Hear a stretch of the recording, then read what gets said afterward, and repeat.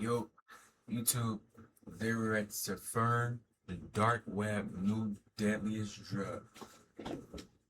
YouTube. Oh, Isotonitazene. It's part of a whole group of substances called nitazines. And this tiny amount is enough to kill. damn, straight to it. Over the past few years, these drugs have been claiming more and more lives across the EU. A perfect storm is brewing, caused by a political power shift in Afghanistan, changing smuggling routes, and the emergence of clandestine Chinese laboratories pushing new and harder synthetic drugs. Drugs that are cheaper, sometimes openly available on the clear net, and more potent than almost anything we've seen before. Is Europe ready for what's coming?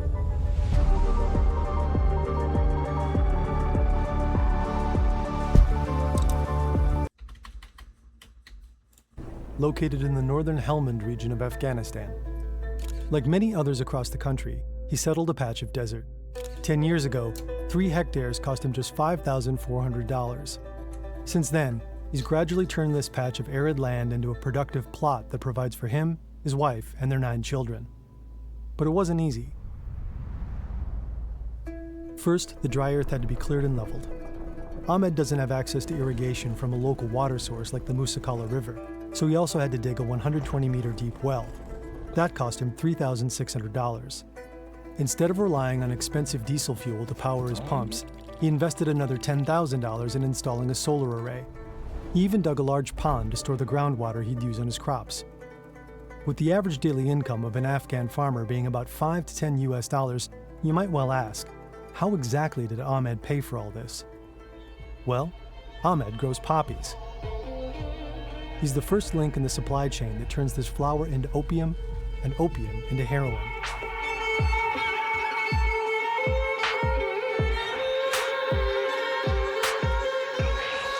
Since 2003, Afghanistan has consistently produced 70% of the world's opium and up to 90% of Europe's supply. For farmers like Ahmed, it's essential for survival. Every year, he uses 2/3 of his plot to grow poppies. The rest he fills with just enough wheat to feed his family. 70%. Most years, his crop yields around 140 kilos of opium, including 20 kilos he can set aside for a rainy day. But that's all about to change. On August 15, 2021, the Taliban returned to power. 7.5 months later, they make poppy cultivation illegal. Some experts say they're distancing themselves from a trade they previously participated in hope of securing political recognition as well as financial and humanitarian aid. Others claim they're artificially raising prices in order to profit from their own stockpiles. Either way, people in Afghanistan are skeptical. If you don't have enough food in your house and your children are going hungry, what else will you do? If we grew wheat instead, we won't earn enough to survive. This isn't the first time the Taliban have done this. After securing control of the majority of the country in 2000, they put a similar ban in place, resulting in a 90% reduction in opium cultivation in 2001. Within a year, the price for a kilo of dried opium skyrocketed from $30 US to over $300, but the shortage didn't last. Instead, the United States invaded Afghanistan. The year after that, poppy cultivation bounced back. Having lived through the Taliban's previous rise to power, Ahmed, like many farmers, anticipated the ban. The total area used for poppy cultivation grows by 32%. Farmers are allowed to harvest and sell their opium before a full ban comes into effect. As a result, the 2022 crop is the 3rd largest since records began. Opium stores swell, including Ahmed's. By November, prices are as high as $475 per kilo. Farmers' income from opium sales triples. The UNODC, United Nations Office on Drugs and Crime, estimates that opiate stocks in Afghanistan total up to 13,200 tons that year. 60% is likely held by organized crime groups, with the rest belonging to farmers. All in all, it's probably enough to meet the demand for Afghan opiates until 2027. For Ahmed, that's plenty of time to wait for the ban to lift or loosen and for things to go back to normal.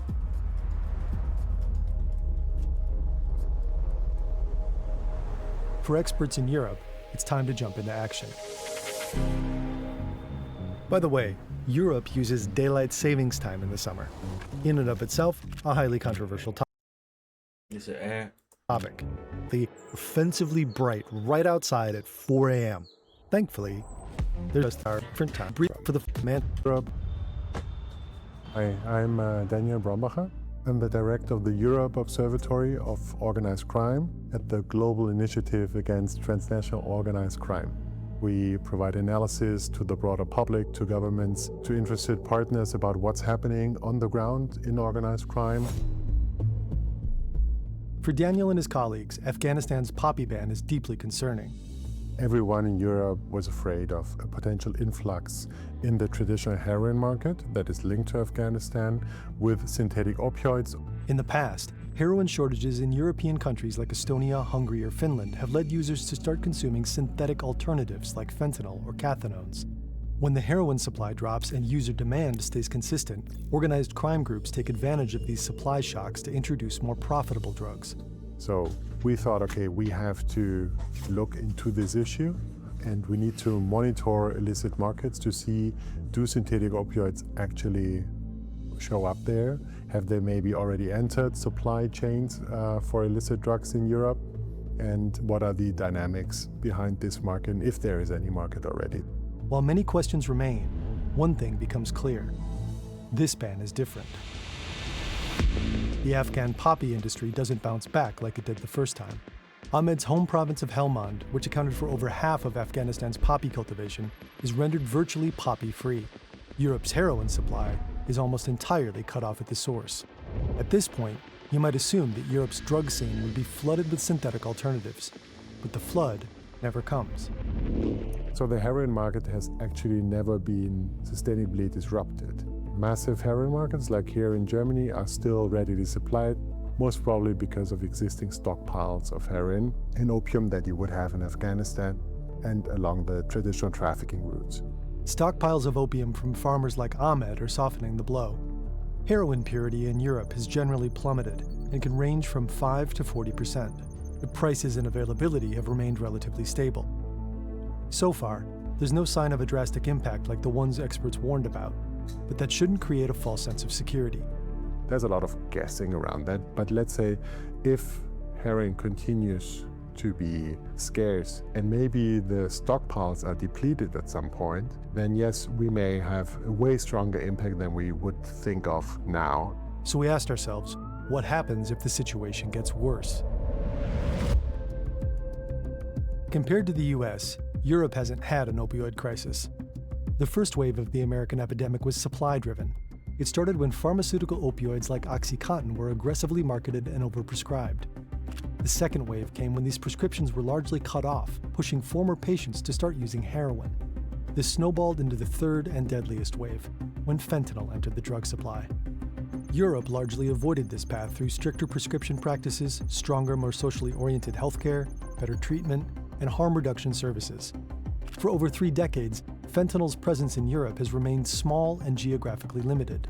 But now there are new challenges. It looks like Afghan heroin isn't coming back, and flexible competitors are quick to fill the gaps. Clandestine drug labs in China, India, and Russia produce an array of synthetic opioids, drugs like fentanyl and nitazines. At least 21 EU member states have already found nitazines in their drug supply. Nitazines often contaminate drugs like heroin or oxycodone, Nitazines. and sometimes more common drugs like cocaine, Xanax, ketamine, and ecstasy. In the UK, they've even been found in vape liquids and illegal nasal sprays. So far, relatively few deaths seem to be linked to nitazines, just a few hundred in most countries. But these numbers might not be entirely accurate. In Germany, last year and this year, we have had the historically highest numbers of overdose deaths. These numbers are far away from what has happened in the US, but still they are high comparatively. But then if you only conduct an autopsy in 50% of the cases, and that has been the case in Germany, then how do you actually know what people took? The opioid quick scan would not differentiate or would not tell you this was heroin or this was oxycodone or this was nitazine. So we don't actually know how it's going. In September 2024, the director of the European Agency for Drugs issued a call to action. He explicitly warned against the very real risk of remaining complacent during this buffer period. Without a visible crisis like the one in the US, governments aren't forced to prepare. This false sense of security is only made worse by the novelty of nitazines. substances that most experts don't know they should test for or how to effectively treat. Names that most people, including you, have probably never heard before this video. Drugs that seemingly came out of nowhere. Or did they?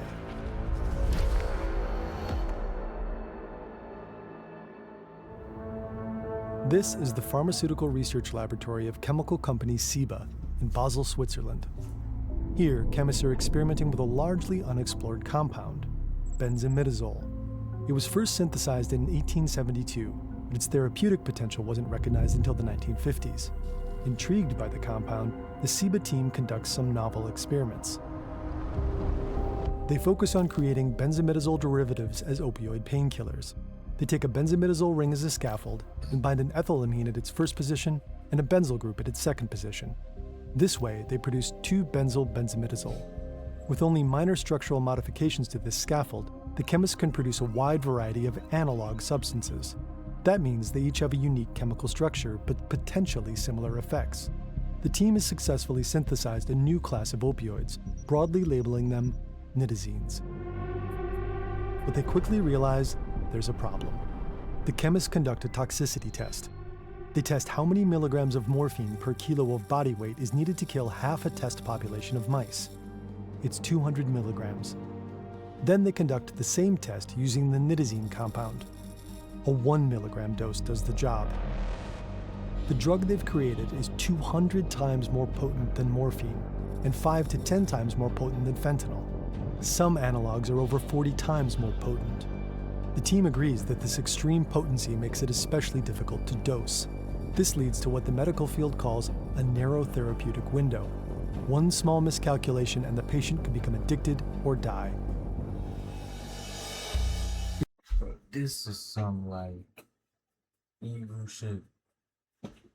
So they made it stronger, potent wise. Or people could be addicted to it or die from it. That's some evil shit. Its unique chemical structure further complicates medical use as it behaves differently than other opioids.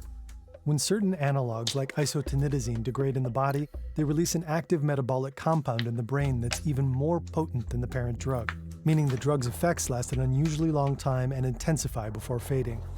But that's not all. The molecule unbinds very slowly from the opioid receptors in the brain.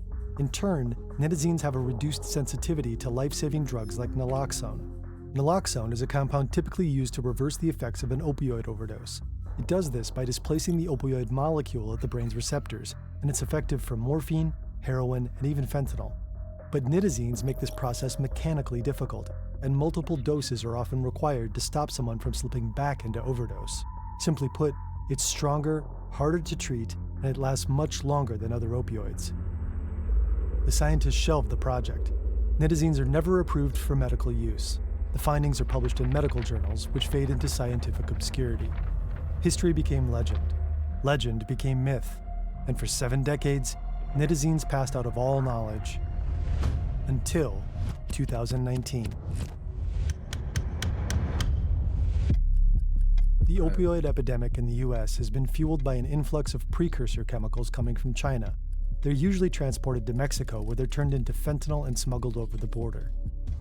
Trump has blamed the Chinese government for the crisis and partially used it to justify higher and higher tariffs. They are doing that, yes, but they are paying right now a 20% tariff because of fentanyl, based on the fact that they're sending fentanyl to Mexico and Canada. The CPC claims fentanyl is an America problem. 我们多次表明，芬太尼是美国的问题，不是中国的问题。 Some fentanyl analogs were banned in 2015, and a more complete ban followed in 2019. That year, China added fentanyl, its analogs, and a variety of precursor chemicals to their list of controlled substances as an act of good faith. On paper, this was a good move, but in practice it meant that the companies making fentanyl were pushed into a perpetual cat-and-mouse game with the government. If they couldn't sell fentanyl anymore, they simply had to look for new, unregulated synthetic drugs. This is a clandestine drug lab in Zhengzhou, China. These chemists are poking around in old medical journals trying to find new opioids they can synthesize. Eventually, they stumble on papers about nitazines, which tick all the boxes. It's a largely unheard of compound, it's easy to synthesize, and it's extremely potent. And more importantly, it's not yet banned by the government. They've struck synthetic gold. Within a few months, small packages of nitazene analogs start hitting countries all around the world. So just how easy is it to buy one of the most dangerous drugs on Earth? We wanted to find out. Warning, do not try this at home. Step 1. Do 15 minutes of research to find an article that mentions online B2B marketplaces with potential listings from Chinese vendors selling nitazenes. Step 2. I want to see the steps. Go to the beast in 12 hours, sample and have it shipping. Stars on the flag arrived. But we were casually offered kilos of isotonidazenes by this vendor, enough to harm a lot of people. Europe seizes maybe 10 to 20 kilos a year, while at the same time we seize 400 tons of cocaine a year. That's a big difference. But still, with 10 kilos of nitazenes, you could kill the whole city of Berlin. The kilo we could have bought easy peasy could theoretically kill well over 100,000 people. By 2025, the United Nations Office on Drugs and Crime was tracking 26 distinct nitazene analogs in 30 countries around the world. And just like fentanyl in the US, nitazenes are likely here to stay, or they might be replaced by yet another novel substance as the game of cat and mouse continues. Substances are declared illegal, so labs look for new, unregulated alternatives. For organized crime groups, the upside of selling potent synthetics is simply too high. Trafficking 1 kilogram can be equivalent to trafficking 50 kilograms of heroin. Shipments automatically become smaller, which makes them easier to hide in the mail. And it's more than just logistics. Once criminal organizations invest in synthetic opioid infrastructure and expertise, economic logic suggests they won't go back to the less efficient, higher risk, and lower margin heroin trade. On top of that, synthetic opioid production isn't affected by agricultural vulnerabilities. No weather patterns, no growing seasons, no political instability in source countries. Production can happen year-round in clandestine laboratories, and you can set those up just about anywhere using precursor chemicals sourced from the global chemical industry. Even if the Taliban lifted their ban and Afghan opium production rebounded, the superior profitability of synthetics would likely win out. So, is Europe prepared?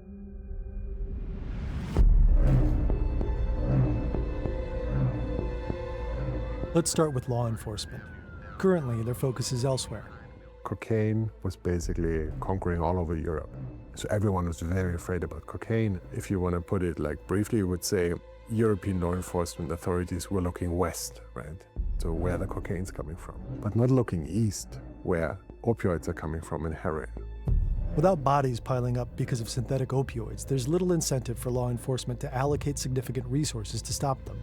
And when you compare, for example, seizures, right? Seizures are always a good expression of not what's actually happening, but a good expression of law enforcement priorities. Last year in Germany, we have, I think, 24 tons of cocaine being seized, but 140 kilos of heroin. That is a very small number if you consider the size of the German heroin market, but it's simply because no one was looking for it. So when they would look for it, they would find it. Even if it was a priority, it's unclear how much of the synthetic opioid supply law enforcement could realistically curb. Picture an hourglass. At each stage, the width of the hourglass represents how many people are involved. At the top, hundreds of thousands of farming households grow coca plants, mostly in Colombia, Peru, and Bolivia. Then the funnel narrows. Far fewer people refine coca leaves into cocaine. Fewer still are the smugglers and top-level importers who move it into consumer countries. This is the bottleneck. At the bottom, the hourglass widens back out. The number of wholesale dealers increases, and they branch out to countless street-level sellers. Each hand it passes through increases the drug's price, until finally it reaches the consumer. But synthetic opioids like nitazenes are reaching users in much more direct ways. It's important to understand that this is not the traditional organized crime you may have in mind, running this market with synthetic opioids.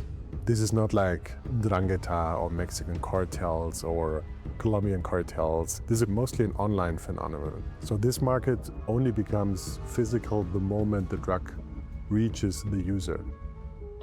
It's shockingly The fact that you can look this stuff up. easy to order these substances online. So easy that it flattens the supply chain. You can literally look up the drug and then you can just order it. That's crazy. Almost entirely. Producers in China mail small packages directly to street-level dealers and even end users. When basically the whole supply is coming by mailing shipment somewhere from China within millions of parcels coming from China every day to Europe. And you're looking for, what, like 100 grams of fentanyl? Or even a kilo of nitazines? It's impossible. This also means that doors open to an entirely new kind of end user. There is a risk, and there's a growing risk, that on these basically completely uncontrolled online markets, these substances find their way into drug user communities and especially non-traditional drug user communities. So it's young people that are very absent from these traditional street markets for heroin that we have had in Europe. According to Dr. Arne Christian Skolberg from Oslo University Hospital in Norway, there have been multiple cases of young people ordering a pill online to check it out, taking it in their room, and being found dead by their parents. Synthetic opioids like nitazines are sometimes bought and used knowingly, often by experimental users who like to try new highs. But often, nitazines are simply hidden in other substances. Users seek out prescription medications like OxyContin or Xanax, which they assume were produced by pharmaceutical companies. Dealers take advantage of this trust to create and sell counterfeit pills which don't contain these drugs at all. But why would they do that? Why would you even contaminate, or why would you even lace another product with something so potent that there's risk of actually killing your customers, especially if they have a very low tolerance for opioids? And the question is not so easy to answer, and it's a lot of guessing, but we assume that basically with a very little amount of a synthetic opioid like nitazines, you can convert an incredible high amount of useless, cheap material into a highly potent drug. In short, it's cheap. Press a bunch of junk with a teeny tiny amount of some nitazene analog, and ta-da! You have pills that get people crazy high. If one of these pills contains just a few salt-sized grains too much, it's instant death. But hey, the margins, oh man. Drug busts and arrests often do little to curb supply or improve the health of user communities. That's where prevention, treatment, and education come into play. On the streets, heroin users are being effectively warned about contaminated drug supplies thanks to the work of harm reduction services. Every time there is a batch of heroin that is contaminated, there's warnings, there's information. Basically, traditional heroin user community is a street-level community, and it's accessible for street workers for information, for awareness raising, so that works quite well. But these services aren't available everywhere, and they're rarely able to help users who buy their drugs online from the privacy of their bedrooms. Across Europe, drug consumption rooms, needle clinics, and substitute programs are somewhat accessible, but still limited. They're known to help traditional drug users, but they won't be as effective for a teenager who buys an anti-anxiety pill online, accidentally encounters nitazines, and immediately overdoses. Another challenge is to fight the current blind spot in detection. Toxicology tests used across Europe were designed to detect traditional opioids like Well, ordering drugs online is by far more worse than actually getting a drug in person.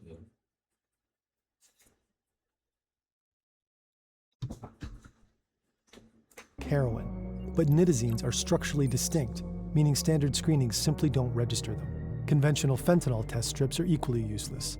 Post-mortem examinations also routinely miss nitazines. This leads health officials to underestimate their presence until a series of suspicious deaths forces a closer look. Beyond detection, Europe needs modern alarm systems. Wedanos in Wales and The Loop in England test drugs that are sent in anonymously and provide alerts about contaminated batches. These services are accessible to the public, but even today, relatively few people use them.